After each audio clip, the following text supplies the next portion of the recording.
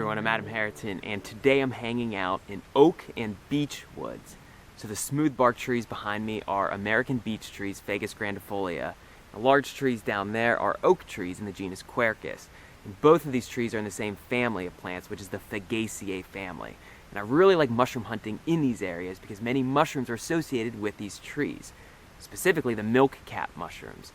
Now, milk-cap mushrooms are fantastic because they perform essential ecological roles in all different kinds of ecosystems throughout the world. And they do this by forming important ectomycorrhizal mutualistic associations with various tree species, not just oak trees, not just beech trees, but various hardwood trees and various conifer trees. Also, milk-cap mushrooms are important nutrient sources for insects, for animals, and also for humans. And interestingly, at least 5 species of milk-cap mushrooms have been shown to be sources of naturally occurring rubber. Now, the milk-cap mushroom we will be focusing on today is one known as the Voluminous Latex Milky, Lactifluus volemus. Now, in older field guides, this mushroom was known as Lactarius volemus, so you might still see that being used. And that's because almost all milk-cap mushrooms used to be in that genus, Lactarius. However, in recent years, that genus has undergone taxonomic revision, so one of the genera to come out of that has been Lactifluus. So the one we'll be focusing on today is an edible mushroom. It's a good edible mushroom, Lactifluus volemus, the voluminous latex milky. I just want to put it out there before we get started that not all milk-cap mushrooms are edible. Some of them are poisonous, some of them are edible, some of them are benign. The edibility of some species is unknown. However, the one we'll be focusing on today, Lactifluus volemus, is a good edible mushroom.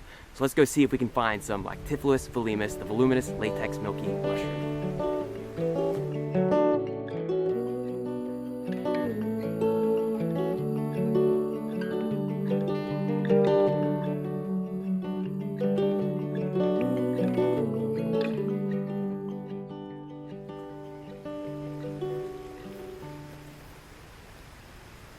So right here is an excellent fruiting of the voluminous latex milky mushroom, Lactifluus volemus. 1, 2, 3, 4, and 5, all different sizes, a small one back here and larger specimens up here. You don't always see this many in one particular patch, so it must be a really good day. These ones are growing mycorrhizally in association with these hardwood trees, perhaps in association with this American beech tree. So Lactifluus is a genus. Worldwide, there are about 150 species that occupy temperate regions, subtropical regions, and tropical regions. Perhaps what's most interesting is that most species probably occupy tropical regions around the world, with tropical Africa being the most species rich. But of course, many members of the Lactifluus genus occur here in North America. So let's talk about harvesting this mushroom. If we're going to harvest this mushroom, it's our first time finding it. What I encourage you to do is not to cut it at its stalk, not yank it up, but excavate it carefully. And this is a good rule of thumb for any wild mushroom with which you're unfamiliar. Because if it's your first time finding it, you want to get all different characteristics all the way up and down the mushroom, from the top of the mushroom all the way down to the base of the stalk, because many key identifying features can be found at the base of the stalk. I'm not saying there's key identifying features at the base of this stalk, but let's just say we have no idea what this mushroom is. I'm not going to rip out my knife and use it to cut the mushroom at the stalk. Maybe I'll use it to dig down. That's actually what I'm going to do, because I want to see what's going on. So there's a bunch right here. I'm going to harvest a medium-sized specimen to get the best accurate representation of what this mushroom might be about. So I'm going to just dig down carefully, making sure I get everything.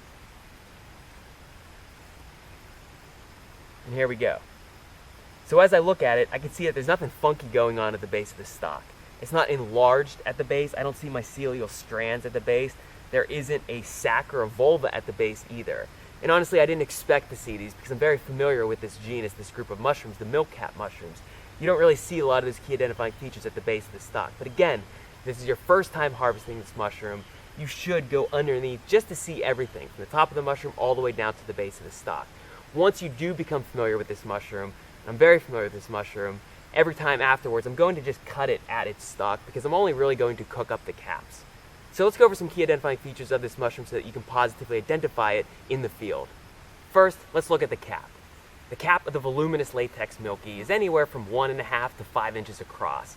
It's convex at first, though it does flatten out with age, and sometimes it becomes funnel-shaped in maturity. The color of the cap is orangish brown, though the color can fade with age, and usually it does fade toward the margin of the cap of the mushroom. The texture of the cap is dry and somewhat velvety. Next, let's look at the gills. This is the fertile surface of the mushroom from where the spores are dispersed. The gills in this particular mushroom are closely spaced and sometimes decurrent, meaning these gills somewhat run down the stem. These gills are cream colored and will bruise brown when handled or scratched. And that's a key identifying feature, the fact that the gills will bruise in this way. Looking at the stalk of this mushroom, we see that it's between 2 to 4 inches tall and colored like the cap, or sometimes it's a shade or two paler than the cap. There is no ring or annulus around the stem, and there is no enlarged base or sac-like vulva at the base of the stem either. As a milk cap mushroom, the voluminous latex milky contains latex that can be seen when the gills are scratched or broken. The latex in this particular mushroom is white and abundant, so there is copious latex that's exuded from the gills of this mushroom, and this latex eventually stains surfaces, including the gills, brown. Keep that in mind, that it stains surfaces, including the gills, brown, because that's a key identifying feature. The taste of the latex exuded by any milk cap mushroom is a way to narrow down the ID. And so if you taste the latex in this mushroom, it should be mild. Not hot, not peppery, but mild. The spore print of the voluminous latex milky mushroom is white.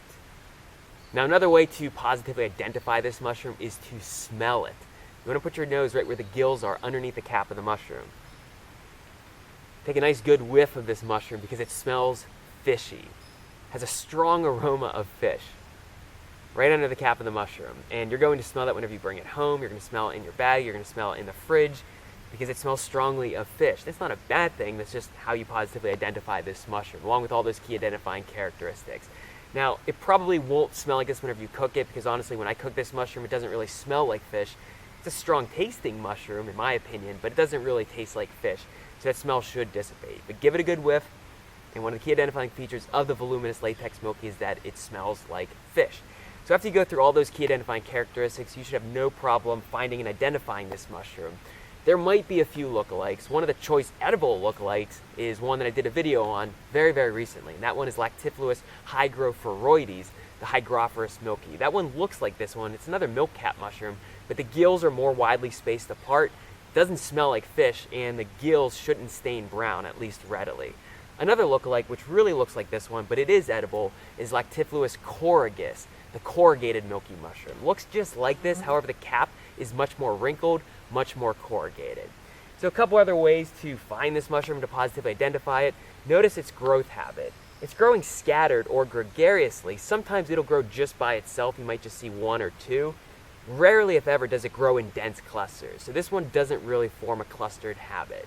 This one tends to grow summer through early fall in association with hardwood trees, but also conifer trees. And here in North America, you have the best luck finding the voluminous latex milky in eastern North America.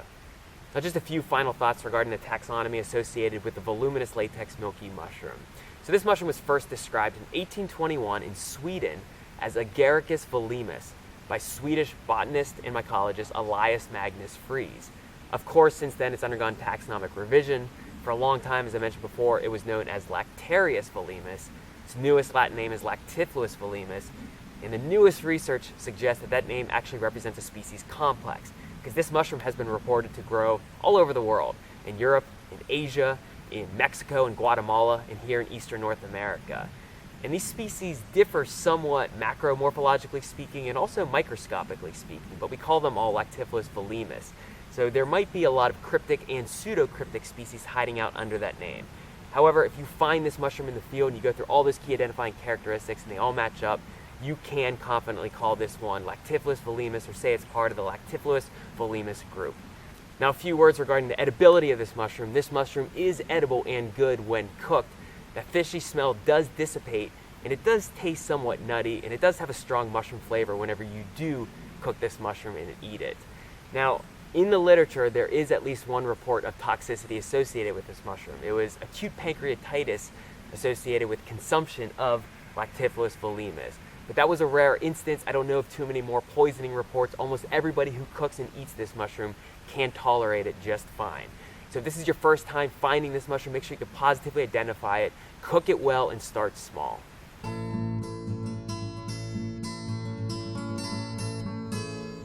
So right now, I'm going to show you what you can do with these milk cap mushrooms. As you can see, the voluminous latex milky exudes a copious amount of white latex especially when you slice and prepare these mushrooms. And the brown staining reactions are really apparent on the gills and on the exposed flesh. I'm going to make a simple sauteed meal with the milk cap mushrooms, featuring other ingredients, including a fresh chicken mushroom that I found earlier in the day, and this one is Lactifluus sulphureus. I also have shredded broccoli and carrots, onions, and garlic. Over medium heat, I'll first add butter, then I'll add the onions and give that a good stir. Once the onions are coated with butter, I'll add chicken of the woods, and I add this early on because it requires more cooking. It's a polypore mushroom, and even though I harvested this specimen when it was young, I still like to cook the chicken mushroom very well. After a few minutes, I'll then add in the milk cap mushrooms and give that a stir. A few minutes later, I'll incorporate the chopped broccoli and carrots into the meal and stir that around. Then I'll add in the garlic. I really like adding salt and pepper to my mushroom dishes, so I'll add a little bit of both.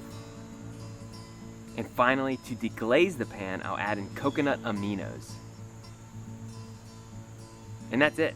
The whole dish cooked for about 10 minutes, which is plenty of time to make sure both the chicken mushroom and the milk cap mushrooms are cooked well, though not to the point of drying out.